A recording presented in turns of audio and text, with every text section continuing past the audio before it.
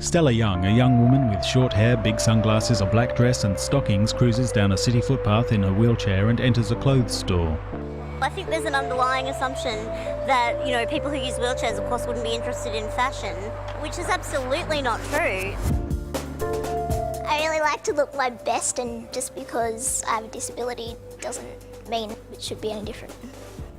Well, this place actually used to be a bookshop, and when it was a bookshop, it was over 2 levels, both of which were independently accessible. So you could access one level from inside the Jam Factory and one level from the street. But when it became a Topshop, which I was really excited about because the UK brands that we haven't had access to here, they renovated it to put it over 3 levels. The middle level was not independently accessible at all, so it completely ruined the access of the whole shop. They had this little lift between those 3 levels, and the manager said, well, there's a key somewhere for that lift.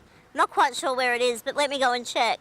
He came back with this enormous ring of keys and kept trying them all, not able to find the key for these lifts. So it was completely useless having them if people can't actually use them, if no one knows where this key is. And everybody was very nice. The store manager offered to lift my chair, and I said, I doubt you get paid enough in fashion retail to break your back lifting me into a shop. And I really like clothes, but no outfit yet has been worth my dignity and being carried into a store. So I left a very unsatisfied customer. Text Madeline Sob. I was shopping for a dress to wear for a friend's birthday party, and I wanted to try on a dress, but I couldn't access the fitting rooms. The ideal thing is for me to be able to purchase clothing and take it home and try it on and take it back in a couple of days if I don't like it or if it doesn't fit. I asked if I could take the clothes home. The sales assistant just didn't get it and just kept saying no, flat out no. I felt quite annoyed, and I made a complaint to the Australian Human Rights Commission, and I wanted to use the legislation to get something done about it. I actually decided that the best way to tackle this was actually through Twitter.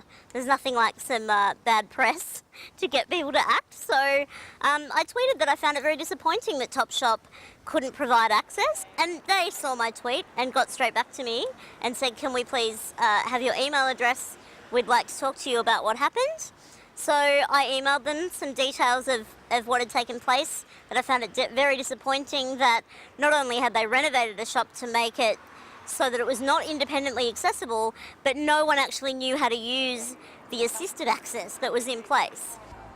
The Human Rights Commission contacted me and wrote a letter to the owners of the shop and said that they that I had put a complaint in and they had to do something about it, basically. Text, unlike Madeline's retailer, Globalize have a great attitude and were happy to support this film. We try to have one big fitting room in all of our Globalize stores. If for some reason that is not big enough, we have the policy where you can try clothes on at home and then bring them back if they don't fit for a full cash refund. So that's a simple way of going about a problem that can be avoided. So if you have any problems with these at all, just bring them straight back. There's no need to feel fuss about it. You can just purchase the clothes. If they don't fit, you can just bring them straight back. See you later.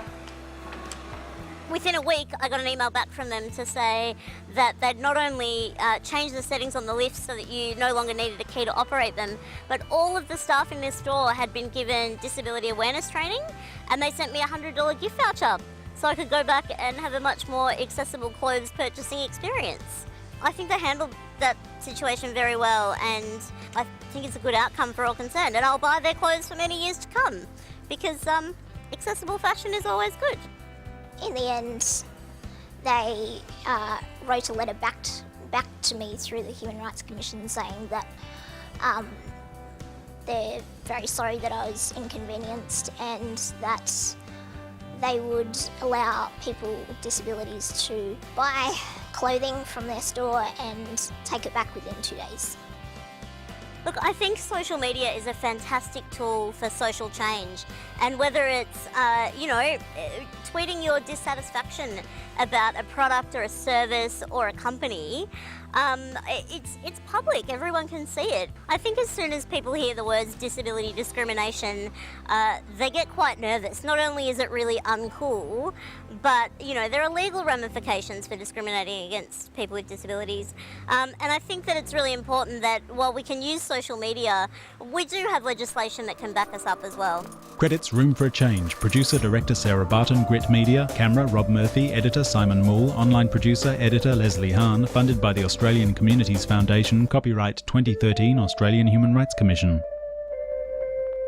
We would like to acknowledge the financial support of the Australian Government Department of Families, Housing, Community Services and Indigenous Affairs, Media Access Australia, The Substation.